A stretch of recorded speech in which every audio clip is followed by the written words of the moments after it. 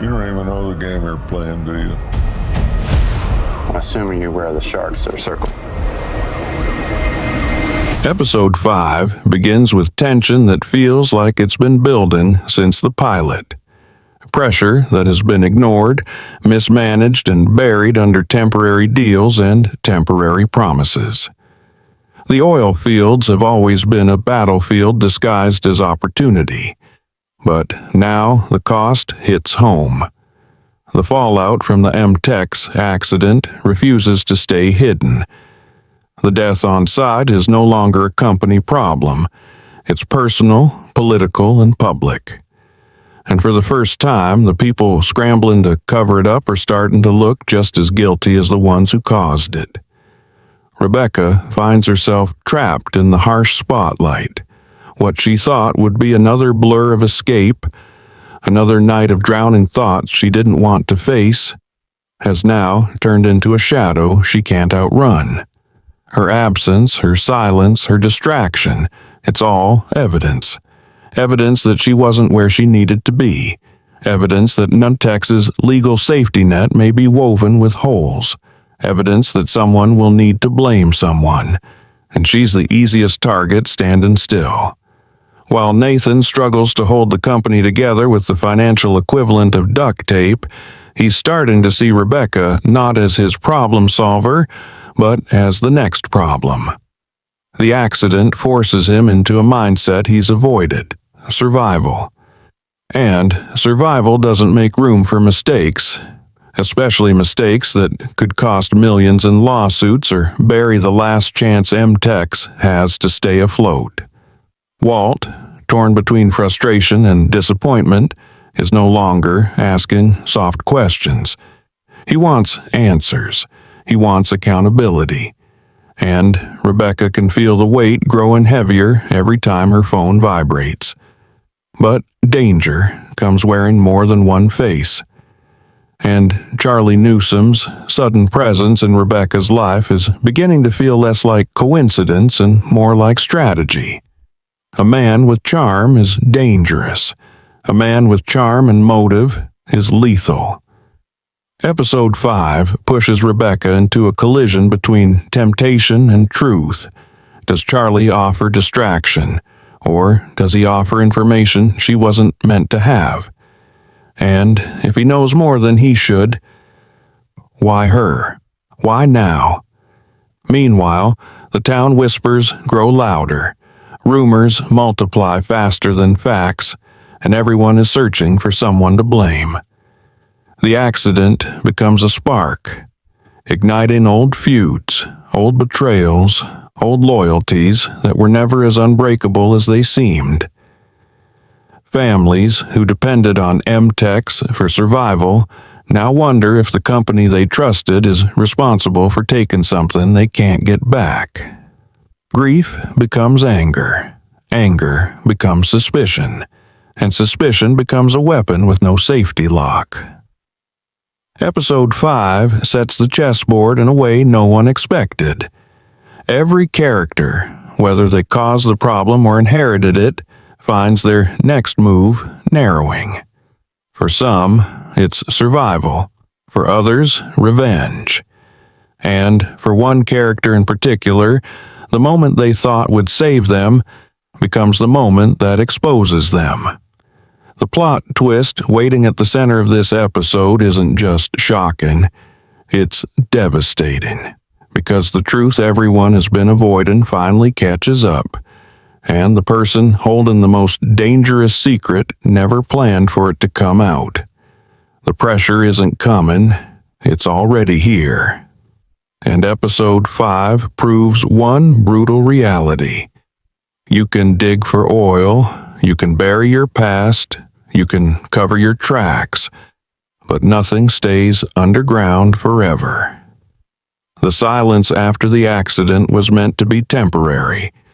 A pause long enough to buy time, create a narrative, and bury the truth beneath legal strategy and corporate language. But silence has a way of cracking when too many people are holding their breath. Episode 5 dives into that pressure as the first leak doesn't come from the company, but from someone who once believed in it. A former MTEX worker, someone overlooked, underpaid, and quietly dismissed, steps forward with information that changes everything. Not a grand, dramatic confession, but a simple statement that doesn't fit the company's official story. A timeline that doesn't match the report. A name that shouldn't have been on site. A warning that was sent, documented, and ignored. Suddenly, the story the company tried to shape begins to warp, and once the public sees a crack, they start searching for a break. Rebecca is the first to feel the impact. The questions are sharper now, not curious, but accusing. She tries to build walls in her mind, arguments, defense strategies, but every attempt collapses under what she knows. She wasn't there. She wasn't reachable. And worst of all, someone else knows that too. Charlie becomes a complication wrapped in a mystery. His interest feels deeper than attraction, more intentional than coincidence. Episode 5 raises the question, not out loud, but in every tense moment. Did Charlie seek Rebecca out because of who she is, or what she knows? His timing is unsettling, his confidence too calm, his curiosity too precise. Rebecca begins to question the night she thought was lost to alcohol and impulse. Did she reveal something she shouldn't have? Or worse, did he? The plot twist begins to take shape through whispers, not revelations. A rumor surfaces that safety protocols were bypassed days before the accident, that a rushed schedule forced workers to operate under impossible pressure, that MTEX wasn't just negligent, it was desperate, and desperation leaves fingerprints. Nathan is forced into a corner he never wanted to face. Investors are backing away, partners are hesitating, and the silence he hoped would protect the company is making it look like guilt wearing a clean suit. Episode 5 paints him not as a villain, but as a man drowning in decisions he can't undo. He knows the truth isn't simple, but simple is what the public believes, and simple is what the blame will become. Meanwhile, the town that once saw MTEX as a source of survival now sees it as a threat. Families connected to the victim want answers. Not later, not after the lawyers finish speaking, now. Grief becomes a rallying cry. Fear becomes anger. And anger is contagious. This shift affects more than business. It affects blood. Friendships strain. Relationships turn brittle. The community that once protected the industry now questions whether protecting it was a mistake. Those who once defended MTEX now defend themselves first. Internal panic becomes external tension, and the lines between allies and enemies begin to blur. Episode 5 masterfully turns every conversation into a negotiation, every silence into suspicion. Because once people believe you're hiding something, even the truth sounds like a lie. What no one realizes, at least not yet, is that the real twist isn't the accident, the rumor, or the investigation. It's the person who knows the truth. The person who was never part of the conversation. The person whose silence wasn't bought. It was overlooked. Someone is coming forward. Someone the audience least expects. And the truth they carry will not only reshape the story, it will destroy the illusion everyone worked so hard to build. The heart of Episode 5 isn't just the fallout.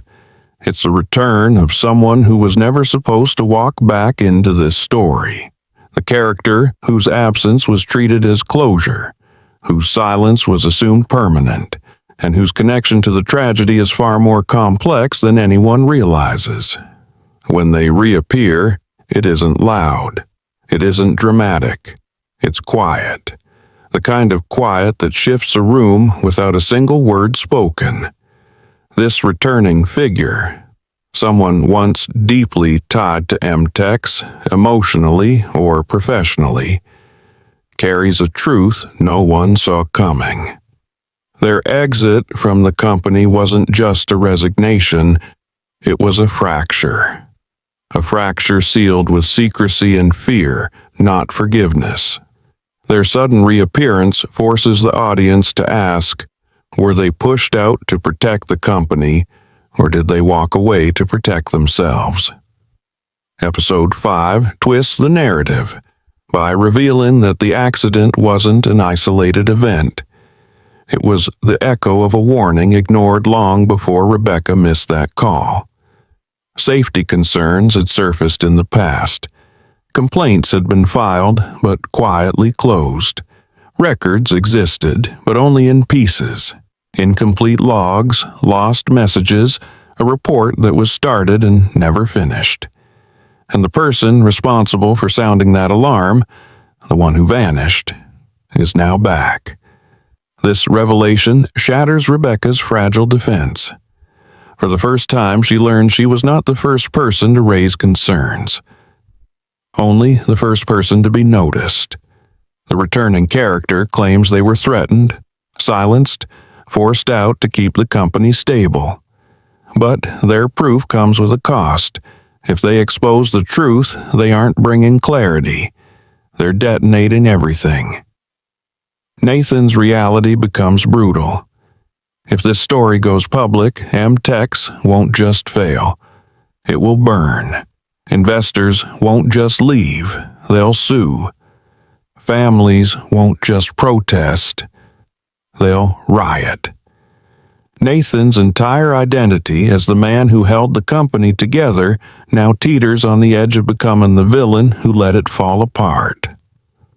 Walt's reaction is a storm barely contained. He isn't just angry that the truth might come out, he's furious that it was hidden from him. The man who built relationships, reputation, and trust with the community relied on the belief that MTEX was flawed but honest. That illusion collapses under the weight of this returning voice. For Rebecca, this twist is more personal than professional. The returning character's story mirrors a path she fears she's on, being used until she becomes a risk, then discarded the moment she questions the cost. She sees herself reflected in their mistakes, their warnings, their regret. It forces her to confront not just what she's done, but what she may become if she continues on the same path. Episode 5 turns emotion into suspicion. Every alliance becomes questionable. Every promise feels like a trap disguised as loyalty. The returning character doesn't storm in with vengeance. They walk in with truth, and truth can be far more damaging than revenge.